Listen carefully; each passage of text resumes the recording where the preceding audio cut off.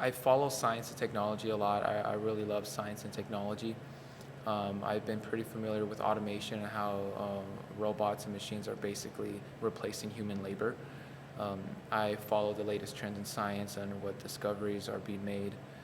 So I'm very intrigued in that regard. Growing up in a single parent household, I've seen the financial distress, of living paycheck to paycheck, the struggles that occurs every day.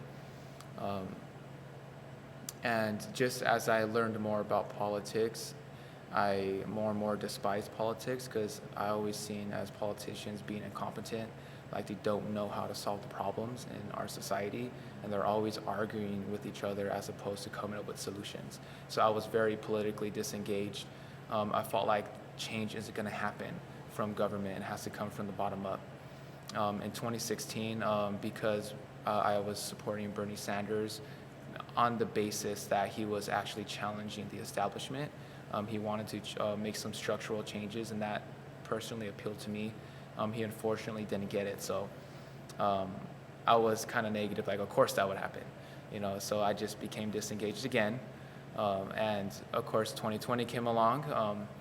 I discovered Andrew Yang in a feed on YouTube. I watched a video, and because I was already ripe with understanding automation, understanding technology, understanding science, understanding data, understanding the financial distress, and understanding universal basic income, as I did become familiar in 2014 about it, from Martin Luther King championing it, he hooked me immediately when I heard him mention a universal basic income. And secondary to that, I love the concept of a Medicare for all, as it was being more popularized at that time. And what really hit me and wanted me to support him fully was his American scorecard, because he was talking about measuring metrics that the government was not measuring.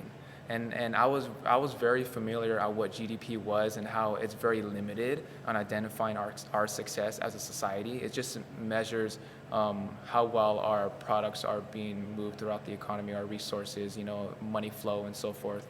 But it doesn't measure like our health and well-being. It doesn't measure our success rates, how we're raising our kids, freedom from substance abuse. So as soon as he was describing the American scorecard and listing examples of what could be included in the measurement of GDP, he shook me at that point, and at that point I got hooked. I started to went down the rabbit hole, watched more videos and more videos, and every single thing he was saying to me just made sense. Being involved in education, being involved in mental health, and even as a musician, I see how the freedom dividend can help so much.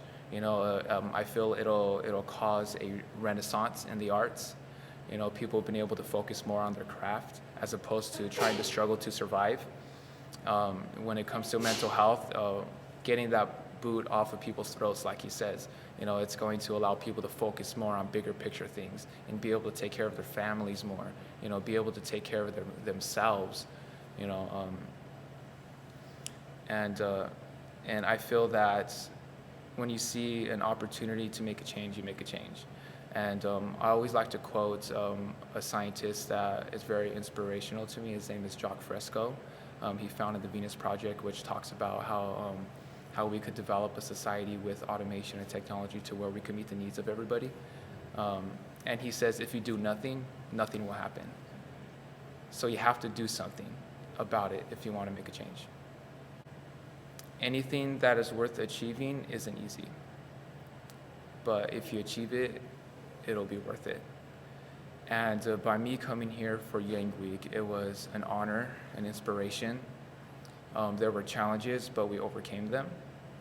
And if we look back at this week and all the efforts we put together, we will know that we made a difference. So whatever struggles you're going through at home, I know for me personally, I have work that I have to get back to at home. I have family that I want to, reconnect with and everything, and that could be a struggle as well, But at the end of the day, I think of it as I'm putting time aside in the short term to make a difference in the long term.